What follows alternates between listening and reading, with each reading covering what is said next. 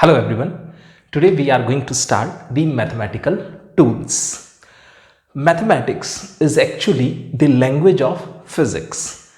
It becomes easier to describe, understand and apply the physical principles if one has a very good knowledge of mathematics. So before we indulge into the real physics, we will learn whatever mathematics is required for making the physics easy. Okay. In this video, we will be going through the function, then we will see the quadratic equation. After that, we will go through the binomial approximation, then AP, GP, logarithm, and in the last part of the video, we will be seeing few important formulas. So, take out your notebook and pen and start making your notes. So, let's begin with the function. Function is the relationship between independent and the dependent variables. For example, we people know that area of the circle is a function of radius. Area is pi r square for a circle, and you can choose the values of radius as per your convenience and you will get the corresponding values of the area. So in this example, can you determine which is the independent variable and which is the dependent variable? It's a simple thing. Area of a circle is the function of radius and that formula is given as pi r square. Can you tell which is independent variable and which is the dependent variable?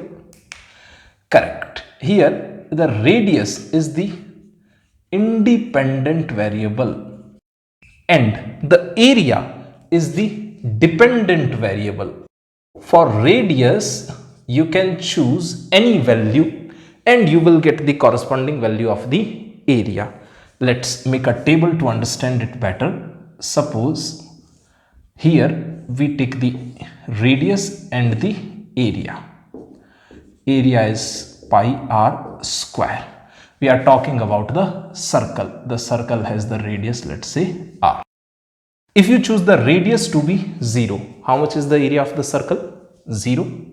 Radius becomes 0, then area becomes 0. If you choose the radius to be 1, then pi into 1 square, the area will become pi.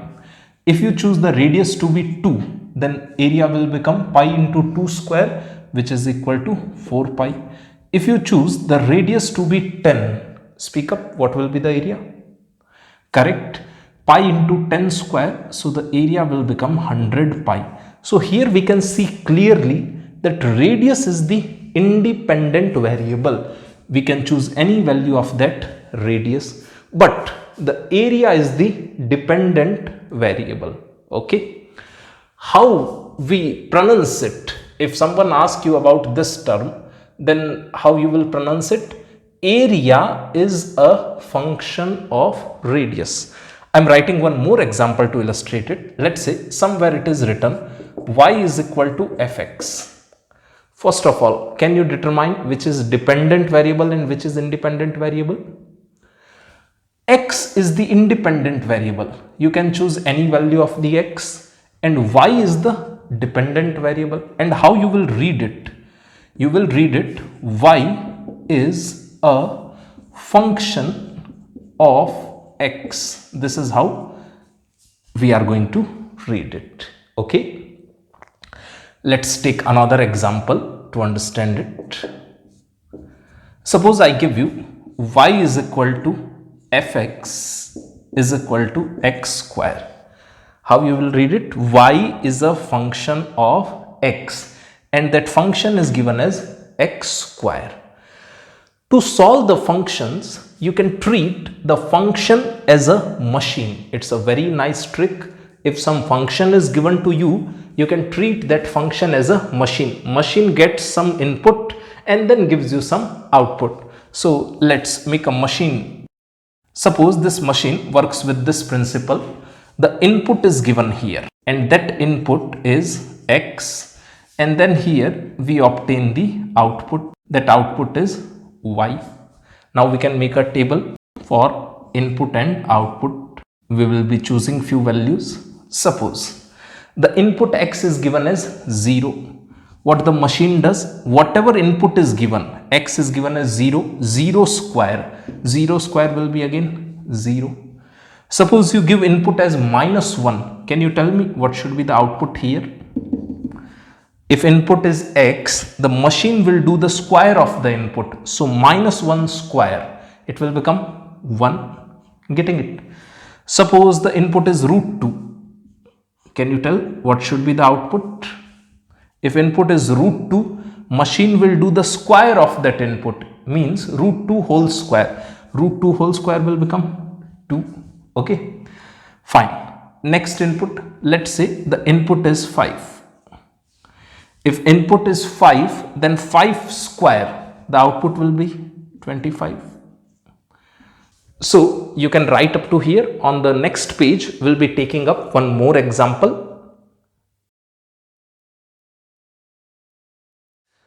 You can see the next question here. We have to find few values.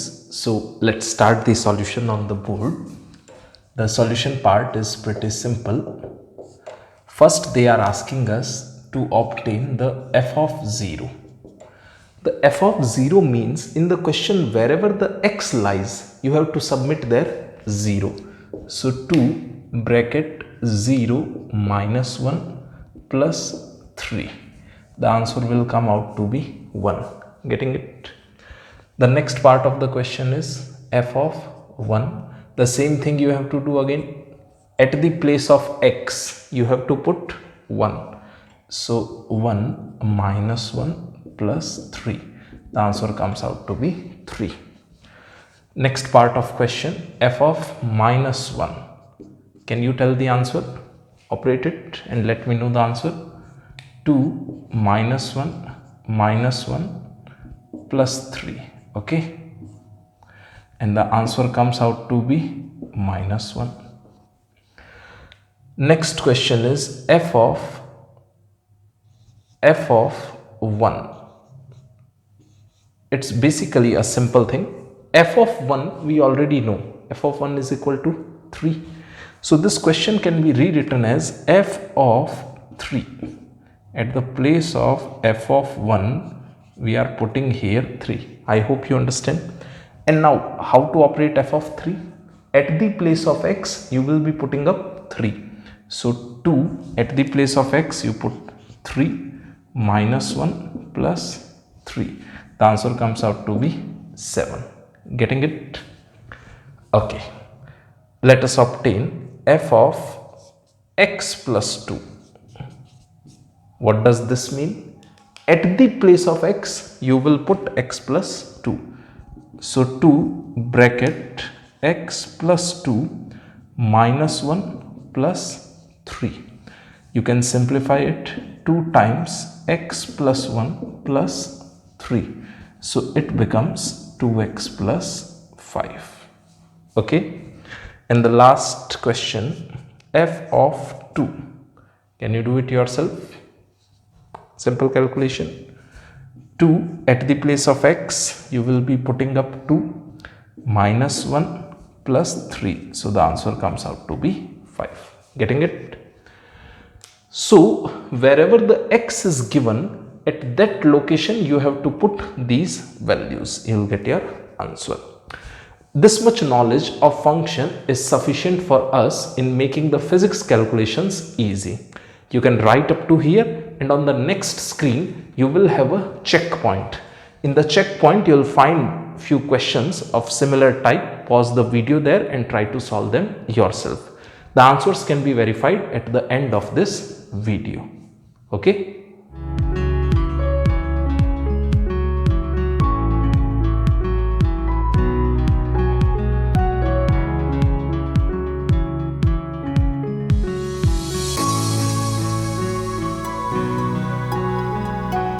Let's start the next topic, the quadratic equations. You people might have already studied the quadratic equation. It's a very easy topic. The quadratic equation are those kind of equation in which the highest power of the variable term is 2. You can see the equation here. Ax square plus bx plus c is equal to 0. Here x is the variable. and its highest power is 2. Here A, B, C are constants. Okay, you remember the formula to obtain the roots of the quadratic equation, Sridharacharya Sutra. X is equal to minus b plus minus root b square minus 4ac upon 2a. So a quadratic equation will give us two roots, x1 and x2. Here you can see the formulas for x1 and x2. The sum of roots will be given as x1 plus x2, which will result into minus b by a. And the product of roots will be given as x1 x2, which will be equal to c by a. If the term b square minus 4ac is equal to 0, you will get two equal roots. If the term b square minus 4ac is positive, you will get two distinct and the real roots. And if the term b square minus 4ac is less than 0, you will get two distinct but imaginary roots. In physics, usually you won't require the imaginary roots. Okay, so let us understand this thing with a question. Suppose there is some equation, x square minus 5x plus 6 is equal to 0. This is a quadratic equation. You need to find its roots. Second part, the sum of roots.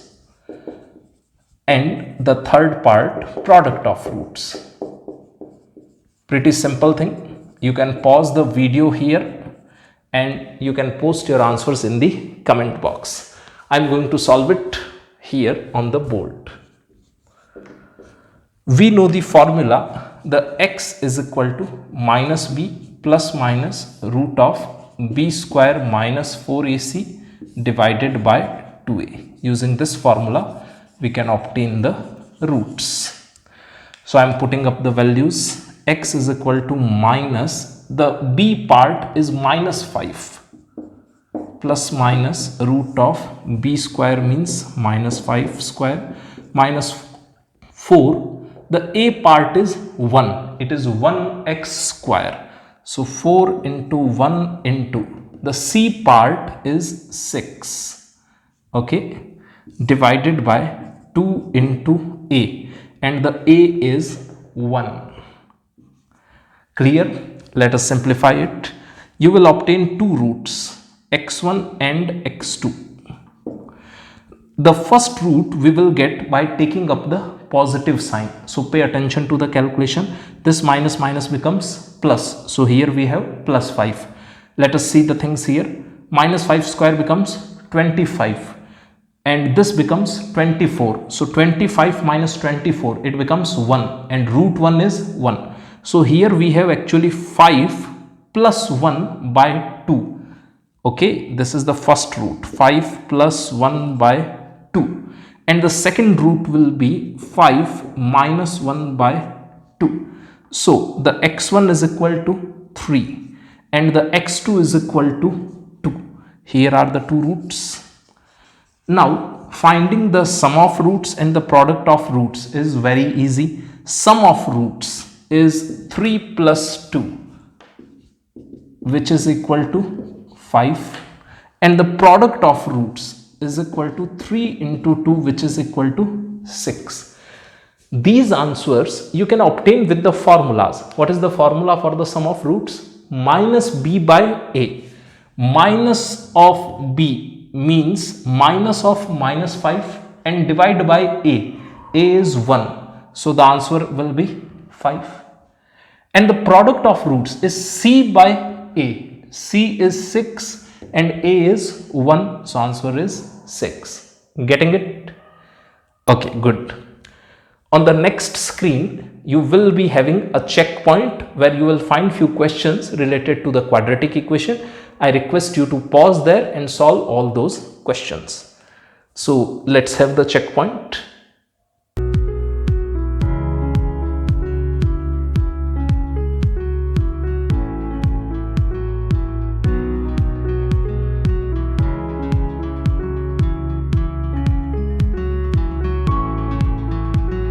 The next topic is binomial approximation. It's a super powerful tool to make the calculations faster. So let's have a look. If the value of x is much smaller than 1, then we can write 1 plus x to power n almost equal to, this sign indicates almost equal to 1 plus nx.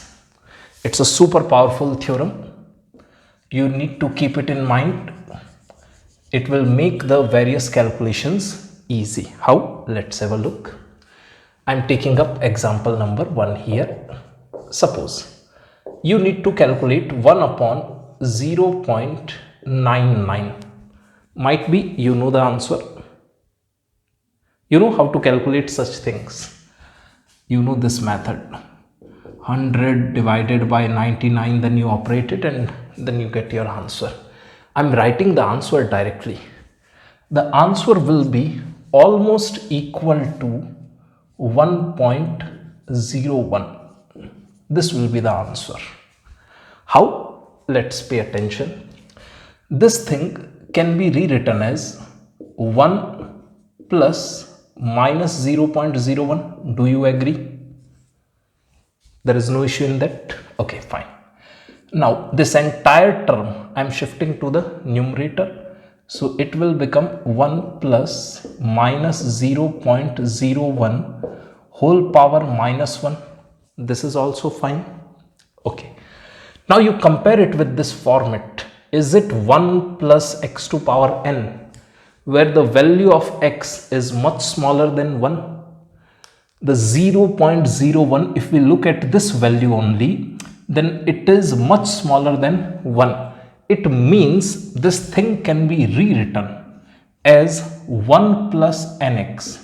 How much is n? In this case, the n is minus 1. And how much is the x? This is the x, which is minus 0.01. If you operate it, your answer will be almost 1.01. If you need further accurate answer, you can use your old method or you can use the calculator. Okay, taking up the other example, example number 2.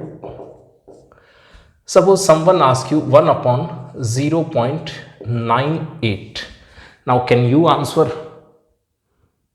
You can use your old method, 100 by 98, 100 here, 98 here, and then, or you can use the binomial approximation. Choice is yours. Can you tell the answer directly? This answer will be almost 1.02. How? Let's pay attention. Can we rewrite this as 1 plus minus 0.02? Correct? Shifting it to the numerator, it will become 1 plus minus 0.02 power minus 1. It is 1 plus x to power n, where value of x is much smaller than 1. So we can use the binomial approximation. This is approximately equal to 1 plus nx. N is minus 1 and the x is minus 0.02. The answer will come out to be 1.02. Clear? You might feel that what's the need of binomial approximation here? These calculation you know already. In third example, you will feel why binomial approximation is needed. I'm taking up the third example here. Suppose I ask you 1 upon 0.98 whole cube. Now, will it be a good choice? 100 by 98 into 100 by 98 into 100 by 98, doing it 3 times, the old method. Think about it. You will get the correct answer, but it will be time consuming, while as the binomial will be a faster method. How? Let's pay attention. First, I'm writing the answer here. The answer will come out to be, can you guess? For this calculation, what should be the answer? The answer will come out to be 1.06. Let's see how. Rewriting it, 1 plus minus 0.02 power 3, shifting the entire term to the numerator. So it will become 1 plus minus 0.02 power minus 3. Is it the format 1 plus x to power n, where x is much smaller than 1? X is much smaller than 1. It means we can utilize this. So it can be written as 1 plus nx. N is minus 3 and the x is minus 0.02. You can check the answer. So there are instances where the binomial approximation is faster than the other methods. That's why we utilize it. We'll be taking up numerous examples for better understanding. Example number 4. Suppose someone asks you 1 upon 0.96 whole square. Try to answer it yourself. Pause the video here, do your calculation and try to tell me the answer of this calculation. Post your answer in the comment box. I hope you people are done with calculation. What is your answer? Speak up. It is approximately 1.08. How? Let's see it here. It can be rewritten as 1 upon 1 plus minus 0.04 whole square. Shifting the entire term to the numerator, it is 1 plus minus 0.04 power minus 2. And this format is comparable with 1 plus x to power n, where x has a value much smaller than 1. It means it is almost equal to 1 plus nx. N is minus 2 and the x is minus 0.04. When we operate it, the answer comes out to be 1.08. Understand this thing? Okay, great. Taking up example number 5. Suppose someone asks you 1 upon 1.03. What should be the answer? Pause the video here and try it with binomial theorem and post your answer in the comment box. 1 upon 1.03. Okay, the correct answer of this calculation will come out to be 0.97. Let us see how. Can you rewrite it as 1 plus 0.03? Simple thing. I'm shifting the entire bracket to the numerator, so it will become 1 plus 0.03 power minus 1. And now it is 1 plus x to power n. 1 plus x to power n, we know that is almost equal to 1 plus nx if value of x is much smaller than 1. 0.03 is much smaller as compared to 1. So we can write here 1 plus n. N is minus 1 and x is 0.03. When you simplify this, the answer will be 0.97. Getting it? If you people have observed it carefully, for every question without doing any calculation, I was able to write the answers directly. How? There is a trick hidden in all these calculations. If you can crack that code, you need not do all these calculations. You can just see the question and you can answer it directly. I'm telling you the trick.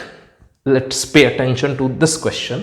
1 upon some data which is more than 1, then your final answer is greater than 1 or less than 1. This much mathematics you know. 1 upon some number which is greater than 1. You know the final answer should be less than 1. That's why I have written a 0 here. Because of that less than 1 answer, I am writing here a 0. Now, the answer will be less by what amount? That amount can get decided here. Answer will be less by this amount. So the answer becomes 0.97. Clear? Similarly, we can decode the answer here 1 upon 0.96 whole square. This number here in denominator is more than 1 or less than 1? This number in denominator is less than 1. Then you know the answer of this calculation should be greater than 1. If number in denominator is less than 1, then answer must be greater than 1. That's why we are writing here 1. Now answer is greater than 1 by what amount? That amount will get decided here. The difference is of 0.04 and 2 times. Difference is of 0.04 and 2 times. So the answer is greater than 1 by this much amount. Getting it? Let's try to check it here again. 1 upon 0.98 whole cube. This number here is less than, speak up, less than 1. Damn sure your answer of this entire calculation should be more than 1. Now more than 1 by what amount? That amount you can check here. The difference here is of 0.02 and how many times? 3 times. 0.02 multiplied with 3. So the difference gets created here. Getting it? Just to make things easy for you, I am taking one more example as we have the space here. Example number 6. 1 upon 1.02 whole cube, let's say. Now you operate it without touching the pen. Just try to give the direct answer. 1 upon 1.02 whole cube. You know the data here is more than 1. It means your final answer will be less than 1. Less than 1 means I should write here 0 point something. Now, the difference here is created by these numbers 0.02 and 3 times. 0.02 multiplied with 3. So it will become 0.06. So answer is less than 1 and by what amount? 0.06. So from 1, if you subtract 0.06, your answer should be 0.94. Let us see how. Here is the detailed calculation. This can be rewritten as 1 upon 1 plus 0.02 whole cube. The entire term can get shifted to the numerator. So 1 plus 0.02 power minus 3. Now it is 1 plus x to power n, where value of x is much smaller as compared to 1. 0.02 is much smaller as compared to 1. So this can be written almost equal to 1 plus nx. 1 plus n is minus 3 and x is 0.02. You can compute it. 1 minus 0.06 will give you 0.94. Getting it? So you practice for such numbers and try to solve them with the binomial approximation. You will master this thing and it's a great tool to make your calculations quick. On the next screen, I'll be again taking up few more questions. Okay? Till then, you note down the things up to here, then we'll move to the next screen.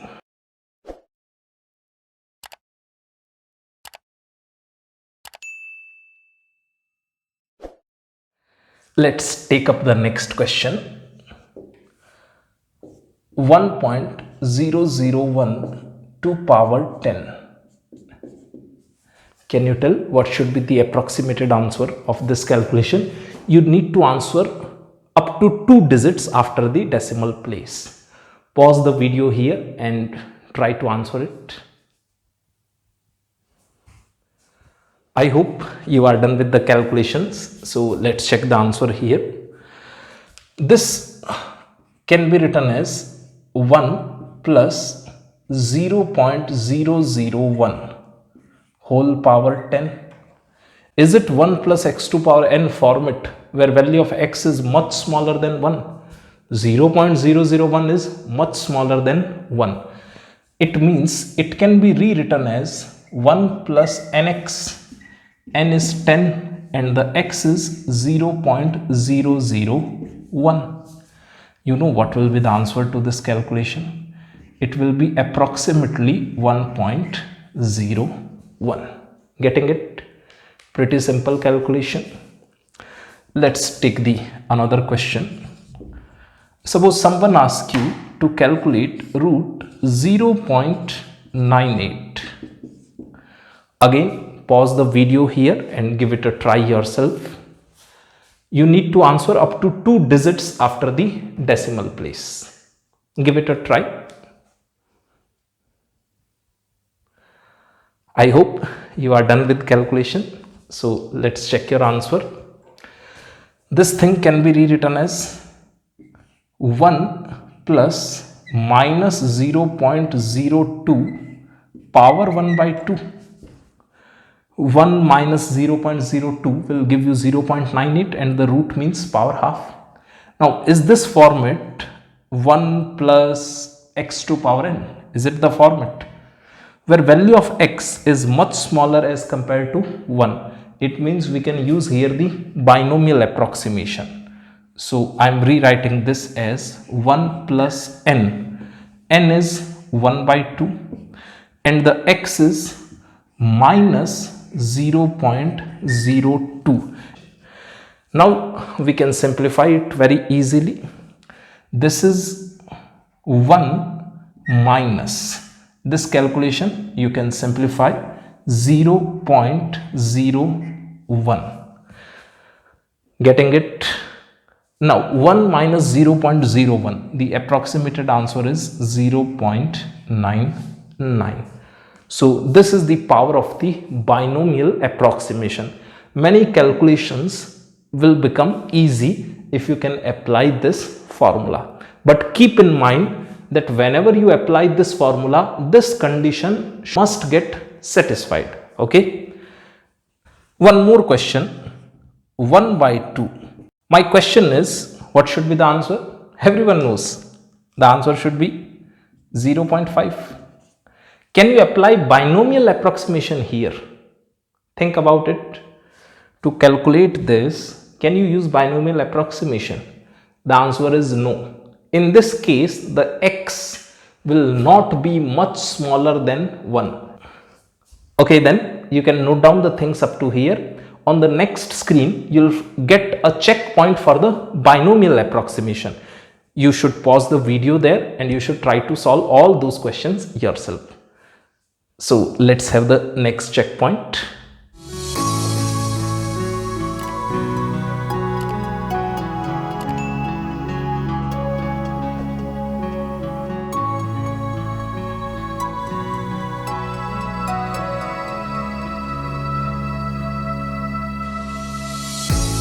Our next topic is arithmetic progression. Arithmetic progression is a sequence of numbers in which the difference between two consecutive terms is always constant, such as if you take the example of 5, 7, 9, 11, 13, 15, so on. Can you spot out how much is the difference between two consecutive terms? Correct. The two consecutive terms has a constant difference of 2. 5, 7, 9, 11, 13, so on. Getting it? So it's an arithmetic progression. The general form of the arithmetic progression is a comma a plus d comma a plus 2d comma a plus 3d, so on, a plus n minus 1d. This a plus n minus 1 into d is the nth term of the arithmetic progression. Might be you people have read all these things. Then we see the formula of the summation of the first n terms of the arithmetic progression. The formula is n by 2 bracket first term plus last term, or the same formula can be written as n by 2 bracket 2a plus n minus 1 into d. Getting it? We will see few simple questions based on the AP. Suppose someone asks you that you need to find 1 plus 2 plus 3 plus 4 plus 5 plus so on up to 100. First thing, is it AP? Speak up, yes or no. Is it AP? The correct answer is yes. It is AP. And how much is the common difference? The common difference is 1. 2 minus 1, the difference is 1. 3 minus 2, difference is 1. 4 minus 3, difference is 1. 5 minus 4, difference is 1. So it is AP with the common difference 1. Okay. You need to find its sum. So sum is equal to n by 2 first term plus last term. Now you know the first term, you know the last term, everything is known to us. Here we are writing the solution. N by 2, how many terms are there in total? N means 100 by 2. The first term is 1 and the last term is 100. Just putting up the values in the formula, the summation comes out to be 5050. You can check the calculations. Clear? You will get the same answer if you use the other formula. S is equal to n by 2, 2a plus n minus 1 into d. Even if we use this formula, our answer will be the same. How? Let's have a look. N is 100, 2 into a means first term, and the first term here is 1 plus n, number of terms 100 minus 1, and common difference we know is 1 here. Is this calculation similar to this one? You can check here. 99 plus 2 will make it 101, and this is also 101. This is 100 by 2, this is 100 by 2. So the answer will be again 5050. Clear? So if you know the formulas, you can get the quick answer. Why I have chosen this question? There is something special with this question. This question was given to Gauss in his elementary school around year 1700. Gauss was a brilliant student. What the mathematics teacher thought, that these children, they are making noise in the class, they'll get busy with this question. So the mathematics teacher gave the children to sum up from 1 to 100. The Gauss got a brilliant method to sum it up without using any formula. So I am telling you that brilliant method here, what the Gauss did, it's a super trick. The name of the Gauss you will listen when you will go through the chapters electric field, the magnetic field. Right now let's observe that nice trick given by the Gauss. What he said, you write this entire thing as S is equal to 1 plus 2 plus 3 plus up to 100. Then you reverse this sequence. Reversing this sequence means you write 100 plus 99 plus so on up to 1. Even then it will remain S. Nothing will change. You agree? Now you add up these two things. S and S, it will make 2S.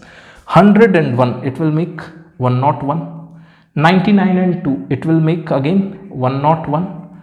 98 and 3, it will again make 101. So in the same way, this term will also be 101.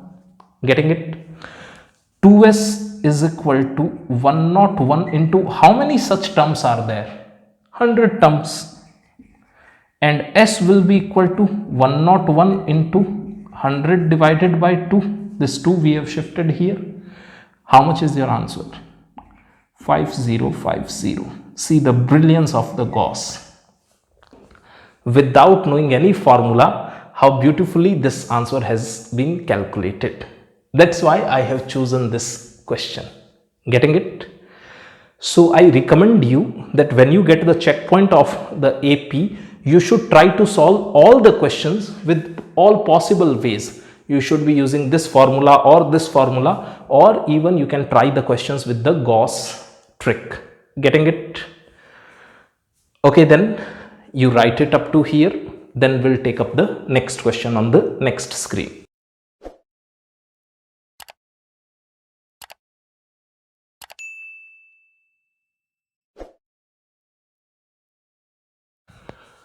Here is the next question.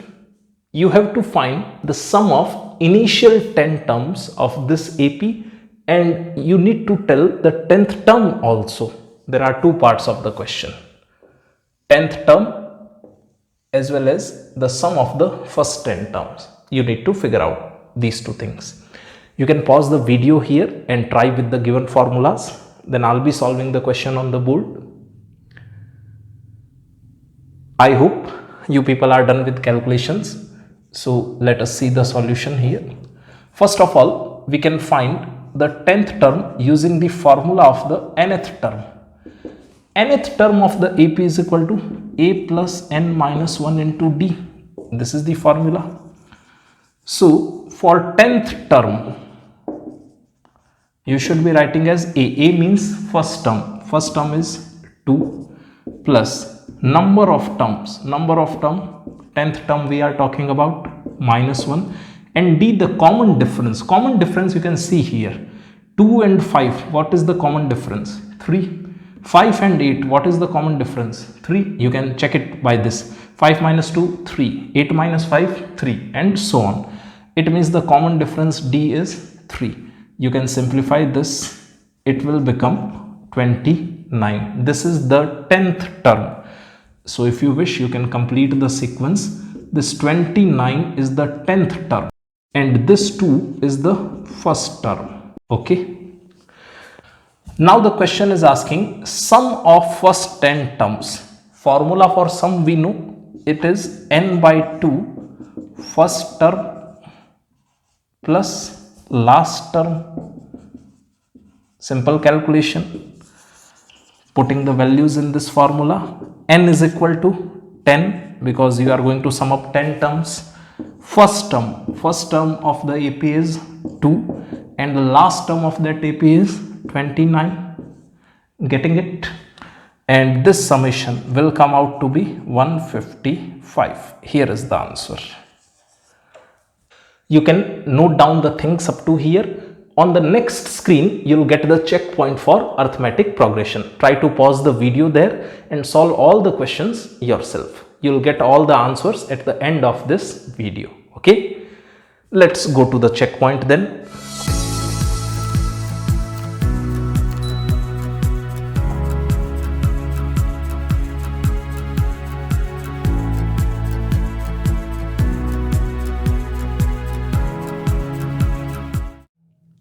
Let's start the geometric progression. GP is a sequence of number where each term after the first is found by multiplying the previous one with a constant non-zero number called as the common ratio. Such as you take the sequence 2, 6, 18, 54, so on. It's a GP with the common ratio 3. You can check it yourself. 2 into 3 will become 6. 6 into 3 will become 18. 18 into 3 will become 54. Or vice versa, you can check. The 6 by 2 is 3. 18 by 6 is again 3. 54 by 18 is again 3. Okay. So the common ratio is 3. Taking up another example. Suppose we have a sequence 10, 5, 2.5, 1.5, so on. It's again a GP. And this time, can you tell me the common ratio? Speak up. What is the common ratio? 10, 5, 2.5, 1.25, so on. Correct. This time the common ratio comes out to be 1 by 2. 10 into 1 by 2 is 5. 5 into 1 by 2 is 2.5.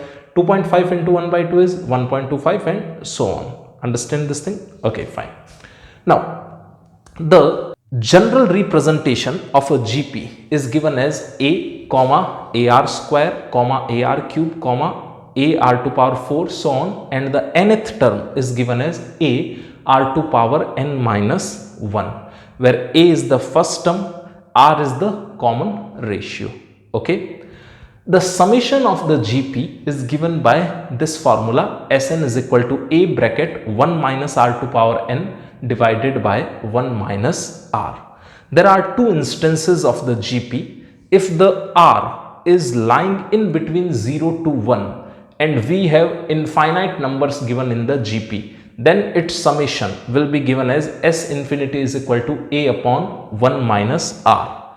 And if the R, the common ratio, is more than 1 and we have infinite terms in the GP, then you cannot sum it up. So let's have a question to understand the things in a better way. 1 plus 2 plus 4 plus 8 plus so on up to 256.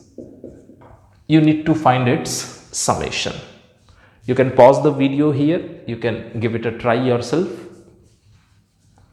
I am writing the solution part here. Actually, it's a GP, and summation of the GP is given as a 1 minus r2 power n divided by 1 minus r. I encourage you to write the formulas as much as you can. More you write, better you will remember, better you will learn. A is the first term. This is the A, the first term. So A is 1 minus r. The common ratio. Can you think of the common ratio here? 2 by 1, it is 2. 4 by 2, it is 2. 8 by 4, it is 2. It means this common ratio is 2. Understand this thing? Here, the common ratio r comes out to be 2. Now, this n we need to figure out. To figure out the n, I am trying to rewrite the entire sequence. This 1 can be written as 2 to power 0. This is 2 to power 1, this is 2 to power 2, this is 2 to power 3. Similarly, this is what? 2 to power 8. Check it yourself. So, how many total terms are there? 0, 1, 2, 3, 4, 5, 6, 7, 8. It means in total there are 9 terms. So, it will be 2 to power 9. Here n is 9. N is the number of terms. A was 1. The first term was 1. Okay. Divided by 1 minus r. 1 minus. How much is that r? Simple thing. 2. Let us operate it. 1 minus. This is 512 divided by minus 1. So your answer will come out to be 511. This is the final answer. Simple and easy calculation. Okay. Let's take one more question. You write up to here, and on the next screen I'll be taking up one more question.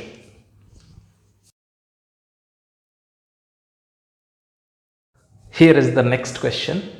It's a simple one. It's infinite GP. So solution we can write here. I encourage you to pause the video here and try to solve it yourself and post your answer in comment box. First of all, what is the common ratio here?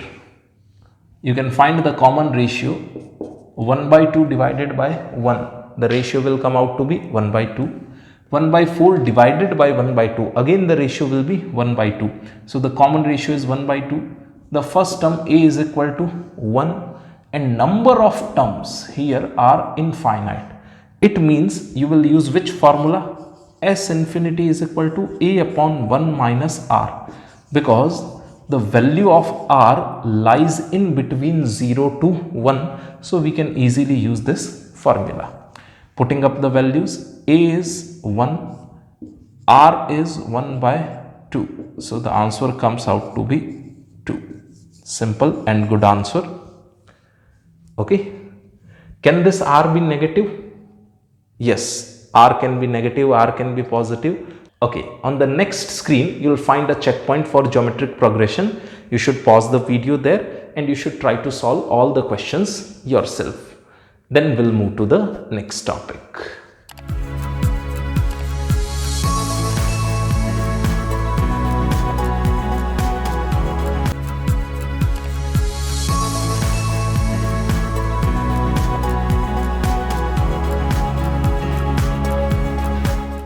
Here is the next topic, the logarithm. Logarithm was introduced by John Napier in 1614 to make the calculations simpler. Using the logarithm, the complex processes of the multiplication or division can be converted into the addition or subtraction. In the science, there is wide use of the logarithm. For example, in chemistry, to explain the pH scale, we use the logarithm. In physics, To explain the intensity of the sound waves, we require the logarithm, and the intensity of the earthquakes on the Richter scale is also measured using the logarithm. There are thousands of the other examples. If a to power x is equal to m, then x is called the logarithm of m to the base a. I'll explain everything. If a to power x is equal to m, then x is called the logarithm of m to the base a. Take the another example. Suppose 2 to power 4 is equal to 16. Now, how to convert it into the logarithm? You have to compare the things with this log.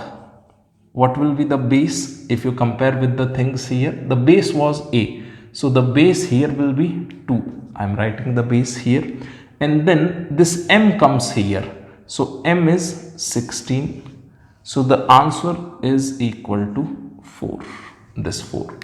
Understand? Just pay attention. If 2 to power 4 is equal to 16, then log with the base 2, when you operate over 16, the answer will come out to be 4. I am taking another example. 3 cube is equal to 27. Just pay attention, you'll understand it. Here we are writing the corresponding notations in the logarithm. Log, the base is taken from a, so a here is 3. It means log, the base is 3. This number is the m, so m here is 27, and if you operate it, then your answer should come out to be 3. This is how we work with the logarithm. Let's take another example. 2 to power 3 is equal to 8. Now can you write it yourself? I am leaving this to you. Try to write it yourself. Speak up what you have written. Log, the base is 2, and this number 8 comes here, is equal to 3. Clear? Another example. Let's say 2 to power 0. Any number raised to 0 is always 1. So 2 to power 0 will be equal to 1. Now, how you will represent these things in the logarithm? Logarithm with the base 2, and here is the 1. This should be equal to 0. Okay. Whatever base lies here, if the number here is 1, then when you operate with logarithm, this answer will be 0. What do we mean to say? Log base e and then number 1 here, the answer will be 0. Someone gives you log base 10 and number 1 here, the answer will be again 0. Whatever might be the base here, if the number here is 1, the logarithm will always return you the 0. Okay. Another example. Suppose we write here a to power 1. We know that anything to power 1 is equal to the same quantity.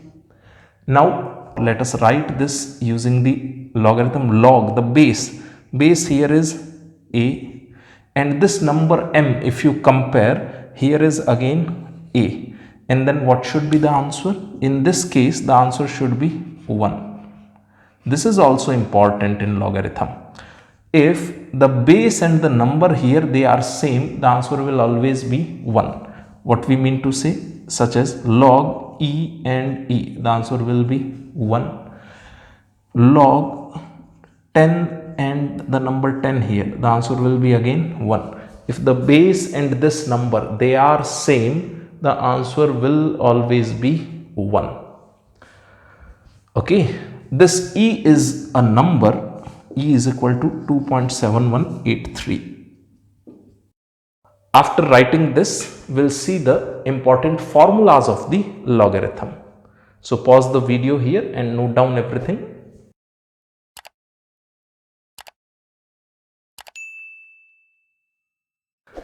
Let's see few important formulas for logarithm. If somewhere you have log m by n, it will be rewritten as log of m minus log of n. Let's take an example. Suppose somewhere you find log of 5 by 12. What will be the meaning of this thing?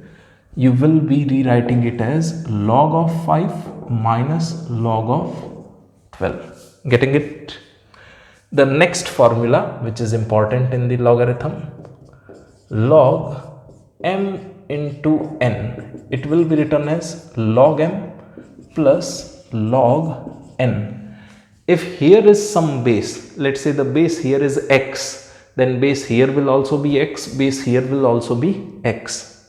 Understanding that if base here is 10, here will also be 10, here the base will also be 10. Let's take the example, log of 21.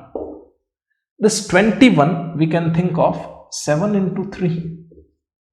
So you can rewrite this as log of 7 plus log of 3. Clear? Third important formula for the logarithm, log m to power n. This will be written as n log m, such as log 2 to power 5. Then you will rewrite it as 5 log 2. Getting it? Okay. Now in our syllabus, we have two types of logarithm. The natural logarithm uses the base e. E is a number 2.7183, and this natural logarithm is used in the topics like as the charging of the capacitor, the discharging of the capacitor. While as the common logarithm uses the base 10, and this is used in the topic like the decibel scale, where you measure the intensity of sound. We can convert the bases of the logarithm using this formula. Okay. So you can write the things up to here, and then we will take one question.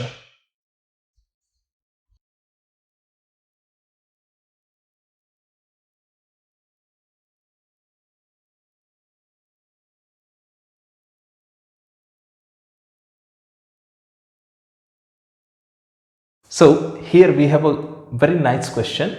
There is some formula given and you have to expand it using the logarithm. Just pay attention on the board. This formula you will see when you will go through the chapter waves on the string. Right now you just imagine there is some formula of such a kind. This f can be written as 1 by 2l t by mu power 1 by 2, and you have to take logarithm both sides. Sometimes that natural logarithm is written as ln also. So if I write ln, it means the base is e. Okay, it's known as the natural logarithm. Ln f is equal to ln 1 by 2l t by mu power 1 by 2. Can you see which formula is useful here? There is a multiplication sign. You can consider this as something into something. Ln m into n. You remember the formula? It was ln m plus the multiplication sign gets changed to the addition. Ln t by mu power 1 by 2. Okay, up to here. Now here you can use another formula. Ln m to power n. Ln m to power n. What was the formula? The power n comes ahead. So this will become 1 by 2 ln t by mu. And here we have ln 1 by 2l. Now if you look at this thing, ln m by n. Speak up, what was the formula for ln m by n? It was ln m minus ln n. So this will be written as ln 1 minus ln 2l plus half lies here, and we can operate this ln t by mu. This will be written as ln t minus ln mu. Okay. ln 1, we have seen whatever might be the base, the number here is 1, then the answer of the logarithm comes out to be 0. So this is 0 minus ln 12 plus half ln t minus half ln mu, and here is ln f. Okay, this is the final answer. It's a very nice question. You can note down this one, and I request you to pause the video here and try it again yourself. On the next screen, you'll find a checkpoint containing the questions of the logarithm. So let's move to the checkpoint.